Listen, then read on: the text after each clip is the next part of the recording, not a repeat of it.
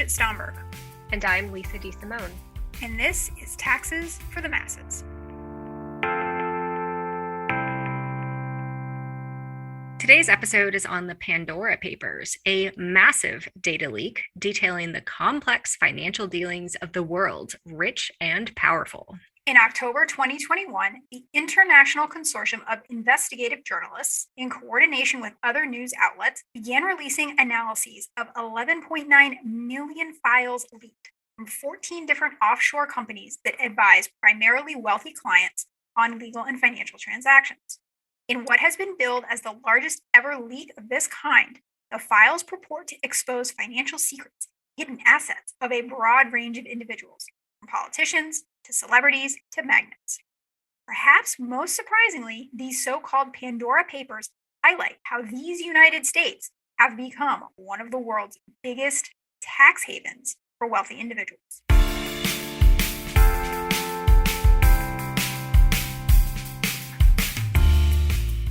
Hello, B.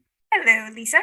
The International Consortium of Investigative Journalists, or ICIJ, they've done it again. Oops. This time, they uncovered a Pandora's box of fascinating details about how the world's wealthiest conceal that wealth. And it's not the first time.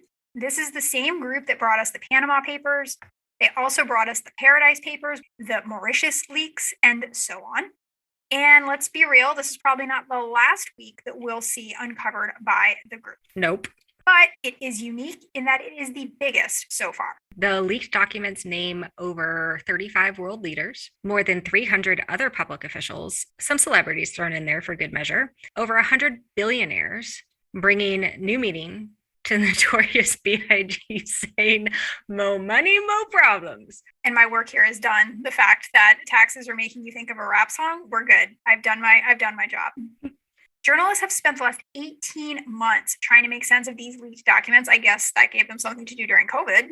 Mm-hmm. And to be clear, most of what has been uncovered to date is not on its face illegal, but it started to raise some pretty good questions. And one of the biggest questions raised so far is how the United States, and South Dakota in particular, has found itself in the position of being one of the most prolific tax havens used in these leaked documents. The investigation identified over 200 U.S.-based trusts linked to 41 countries, and some of these trusts are connected to people or companies accused of fraud, bribery, or human rights violations. But let's start with that phrase tax haven, because it tends to conjure up, at least for me, images of Caribbean islands and yachts and rich people with fruity drinks with umbrellas sitting on those yachts, not South Dakota.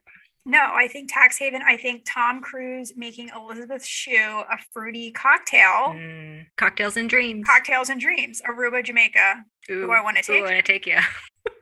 From Notorious B.I.G. to the Beach Boys, we have varied musical interests on this podcast. But we digress. Tom Cruise, Elizabeth Shue, fruity drinks. We're not finding these things in South Dakota. Right. But really, B, what makes a tax haven? Beyond Tom Cruise and fruity drinks, what does a tax haven mean to you? Well, Lisa, like so many things in the tax world, a tax haven can mean something different to each of us. Seriously, there is no universal definition of a tax haven, but typically I think of a tax haven as checking 3 boxes. First, it's a jurisdiction. We typically think of countries, but it could be any jurisdiction that offers low or no taxes. Second, it allows outsiders to easily come to that jurisdiction and set up shop there. And third, it requires limited disclosure about the owners. To understand how a place like South Dakota could become a tax haven, we're going to need a little history lesson here. And that history lesson has to deal with bank secrecy and a little financial transparency bill passed by Congress in 2010. Before this bill was passed in 2010, and even now, the U.S. was mostly concerned with U.S. citizens hiding their income and wealth from the U.S. to evade taxes. Yep. And this matters because the U.S. is one of the few countries that taxes its citizens on their global income, regardless of where those citizens reside or where the income is earned. Some foreign jurisdictions historically had found that they could generate a significant amount of business by letting U.S. citizens and citizens from other countries open a bank account in their country, and then the bank would promise not to disclose information about the account back to the account holder's home country. And there are some reasonable reasons for offering secrecy. Harmful agents like potential kidnappers, they know exactly how much to ask for to get your child back, right? So privacy means something in this context, but there's also nefarious reasons to want this privacy, and that includes tax evasion. All right, so let's say we have a wealthy American, we'll call him Mr. Moneybags, and he wants to move $1 million into a bank account in Switzerland. He chooses Switzerland because it is actually used to be a federal crime to disclose identifying information about clients of financial institutions to anyone, even to other governments. So Moneybags wants to invest this $1 million in assets. They're going to pay a dividend annually of $50,000. If Mr. Moneybags were compliant with the tax law in the US, he would report this $50,000 of income on his tax return and pay, let's say, $10,000 in tax. However, because Mr. Moneybags knows that the Swiss bank account won't tell the IRS about his income, he can choose not to report it and pay no tax. Right. And the choice by Mr. Moneybags not to report this income back to the US, it's illegal tax evasion that's being facilitated by a culture of bank secrecy in the country where that person has an offshore account.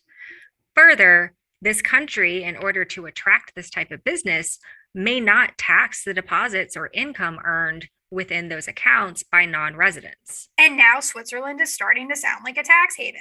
They offer low or no taxes on the income earned off of these deposits in their accounts. And they had legal prohibitions against disclosing information about account holders to other governments. So we've got that limited disclosure, that secrecy element. Exactly. And so lots of people from all over the world were taking advantage of Swiss bank secrecy. And just because you hold an account in Switzerland doesn't mean the assets have to stay there. So a lot of investors have a preference to invest back in their home country. Totally fine. US account holders could hide cash in an account in Switzerland, but then invest from that account back into the US stock market, thereby taking advantage of that home country bias. And so a beneficial set of tax rules in place before 2010 wouldn't tax the gains or dividends paid out to that account as long as the account holder asserted and the bank confirmed that they were not US citizens. So US taxpayers could have everything be secret in Switzerland. And then they could take it a step further and add another layer of secrecy by setting up the account in the name of a foreign shell company. So this is obviously a problem for the US in terms of lost tax revenues. And despite previous attempts by the US and other jurisdictions to either require banks to provide them with account holder information or to lure taxpayers who really were US citizens to come clean by providing some amnesty programs, the only real true challenge to Swiss bank secrecy since World War II came at the hands of a US citizen, an individual named Bradley Birkenfeld. So Bradley Birkenfeld worked at UBS, which is a financial institution, and his job was specifically to market UBS accounts and financial services to wealthy foreign clients, including those in the US. Now, despite being a US citizen, Birkenfeld didn't realize that his job was illegal until around 2005.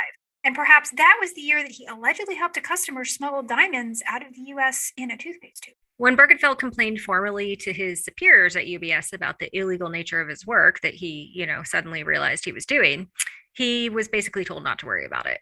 And he took this, I think, accurately as a signal that UBS was going to leave him out in the cold if the US ever found out about his line of work and came knocking. So he decided to take matters into his own hands. And in 2007, he voluntarily contacted US authorities and started giving them confidential materials, including US client names of account holders at UBS, which, I'm going to say it again, at the time was illegal under Swiss federal law.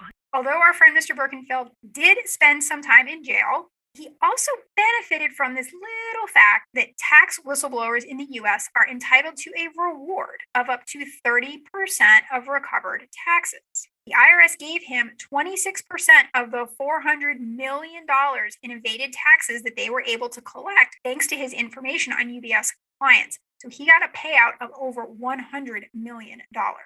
By the end of 2010, Swiss Parliament agreed on a law allowing UBS to turn over client lists to US authorities, and that led to the disclosure of this information and the US Department of Justice dropping its criminal case against UBS. In the end, UBS paid a fine of about $780 million to the US government, and disclosed information on over 4,000 undeclared accounts of U.S. persons. Since 2008, the Justice Department has prosecuted a number of other foreign banks and received over 300 whistleblowing tips on offshore tax evasion. Their Birkenfeld saga with UBS really was just a tipping point.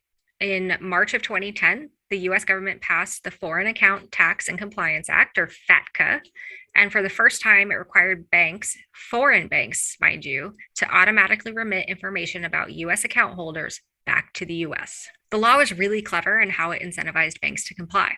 If a bank didn't, the US would apply a 30% tax on dividends, interest, and proceeds from the sale of US assets on all of the bank's account holders, not just the US persons, but all of them. That's bold. And it created a huge incentive for banks to either comply or not take US citizens as account holders, which is going to be a big revenue loss to the financial institutions. And pretty hard on US citizens living abroad. So Joel Slemrod and others have evidence that a lot of taxpayers who had been hiding income from the US through these bank secrecy laws actually came forward and paid taxes on that income. So yay, it worked, right? Well, it worked to a certain extent. So I have some research with Becky Lester and Kevin Markle that taxpayers, some of them anyway, instead they did things to try to avoid reporting. So they could renounce their US citizenship to avoid US taxes on their worldwide income. They could convert these financial assets that were subject to the new reporting requirement into assets that were not subject to a reporting requirement, things like artwork and real estate. And two colleagues here at the University of Texas with me, Brady Williams and Andrew Belknap, have evidence that much of the information that has been turned over by foreign banks as a result of FATCA, it's not even usable by the IRS in many cases because it lacks a taxpayer identifying number that the IRS could use to match that bank report back to the tax return of the US person. One of the biggest consequences of FATCA, though, is that other countries realized how brilliant it was and decided to adopt similar rules. In fact, they took it even further and entered into agreements, not only to require foreign banks to provide account information on their citizens, but also to share the information collected by their own banks with the relevant foreign tax authorities. So a whole bunch of countries started collecting and sharing this information under what's called the Common Reporting Standard, or CRS. This sounds like a great, yay, let's all share the information. Yep, all of us, absolutely, 100%, all of us. Just one tiny little footnote. But but definitely the US, because the US came up with this policy. So of course you're going to participate in your own policy. And you would never want, as the US, to be known as a tax haven that's not sharing this information, right? Like that's only for like shady island nations, right? Yeah, no, not so much. The US didn't sign on. Right, yes, okay.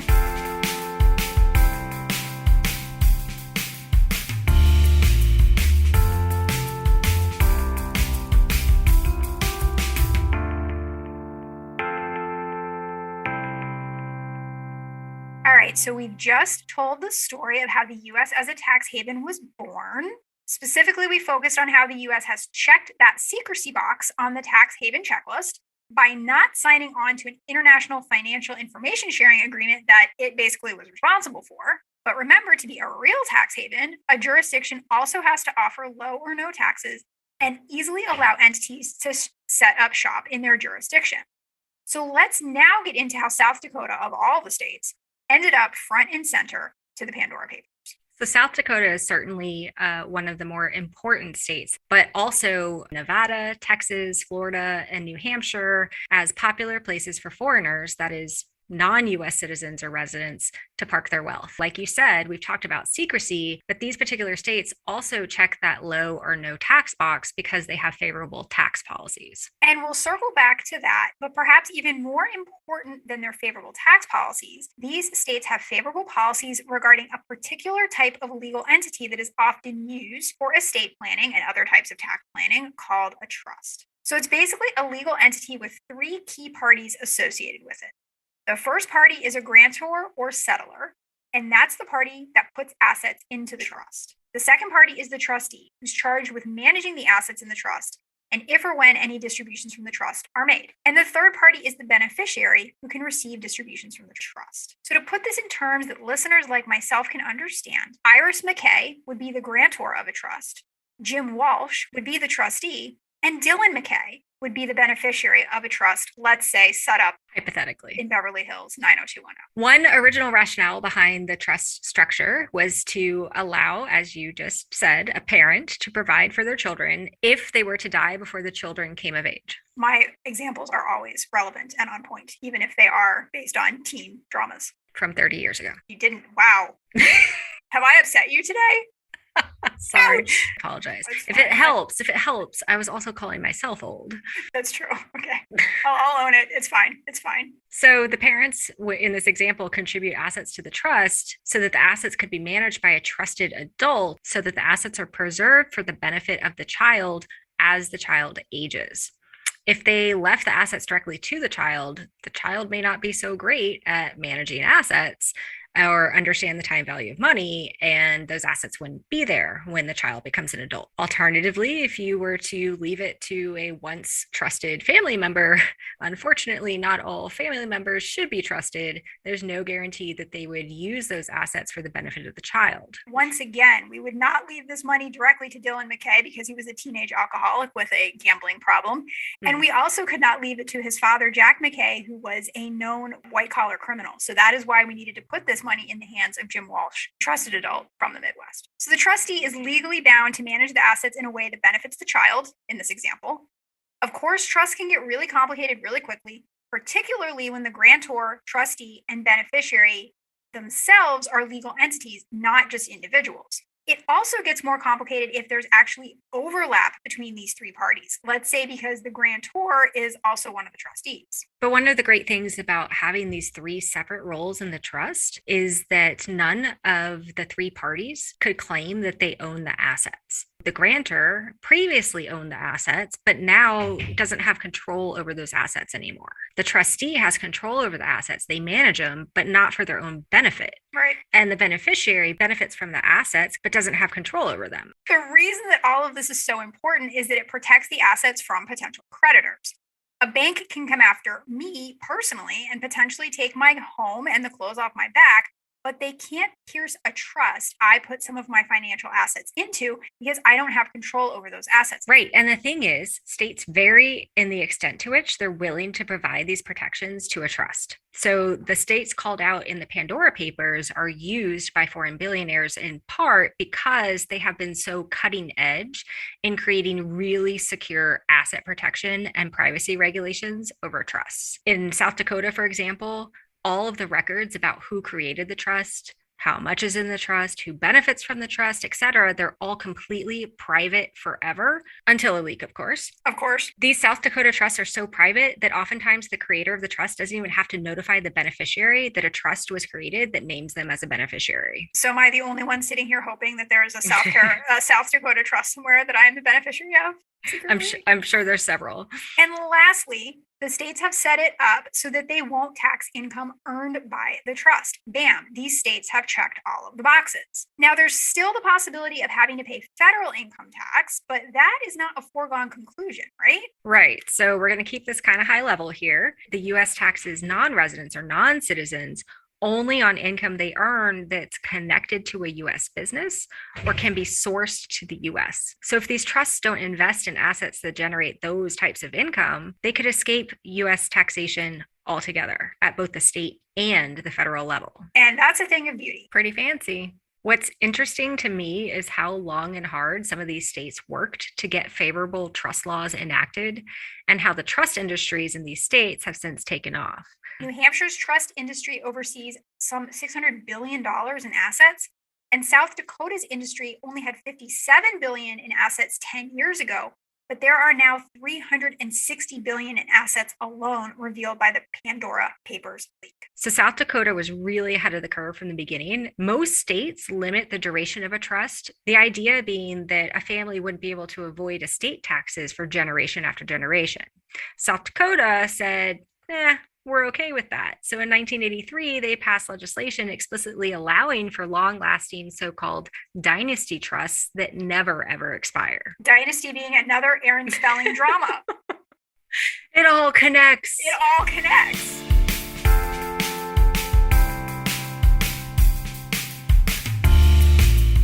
Now it's time for our favorite part of the show, the good, the bad, and the ugly. And today, B is mad at me because I'm the one who has to get stuck trying to see the good here. I'm mad at you because you called me old. If you had let it go, I would be doing the bad right now. Gotta say, I'm coming up short on seeing the good here. I'm gonna try, and I'm gonna feel a little dirty while I'm doing it. But yeah, sure. I'm gonna give South Dakota props here for identifying a let's say a creative way of stimulating its local economy. It's just that, maybe our economic growth plan shouldn't center on attracting the world's tax dodgers and criminals. Maybe just throwing that out there. I tried. I love your very noble and earnest effort to come up with something good. And that effort still somehow ended with a big old baddie. And yep. I can't blame you because there's not a lot to love here. No, there's not. Yes, there are some valid reasons for wanting to protect your assets from, say, bogus lawsuits or kidnappers, but asset protection and privacy laws can clearly go too far. And one of the articles released by these journalists tells a story of a parent who can't even get child support payments from an ex-spouse because she allegedly put all her assets into a South Dakota trust. That's no bueno. No bueno. In January of 2020, Congress enacted the Corporate Transparency Act, and this is a step in the right direction because it requires some businesses to disclose the names of owners to a central federal database. So great first step. The problem is this bill said nothing about trusts. Yeah, that's a problem. Maybe the Pandora Papers are going to spur Congress into action to start putting trust and transparency into the same sentence. Maybe. Otherwise, the U.S. is just going to continue to be a tax haven for wealthy foreigners. And I gotta say, that's not my favorite look on us. No, it's a terrible look. And here's where it gets really ugly. The U.S. is benefiting from exactly the type of financial secrecy that it went to great lengths to shut down in places like Switzerland. Exactly. Since FATCA and this common reporting, hundreds of billions of dollars have left the old financial secrecy regimes of Switzerland and these island tax havens that we traditionally think of. And now it's ending up in a handful of U.S. states. I mean, that is hypocrisy at its finest. Yeah, at best, this is a big old case of oopsie. But that skeptic in me wonders if maybe this was just the plan all along. And I got to wonder how much political motivation there's going to be to join the rest of the world on transparency when our financial services industries in the great states of South Dakota and Texas and Florida and New Hampshire, et cetera, are only going to stand to benefit from the status quo. I really hope you're right. I really hope this is a mistake.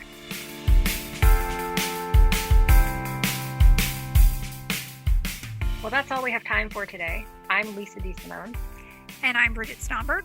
Be sure to join us for more tax nerdery on future episodes of Taxes for the Masses.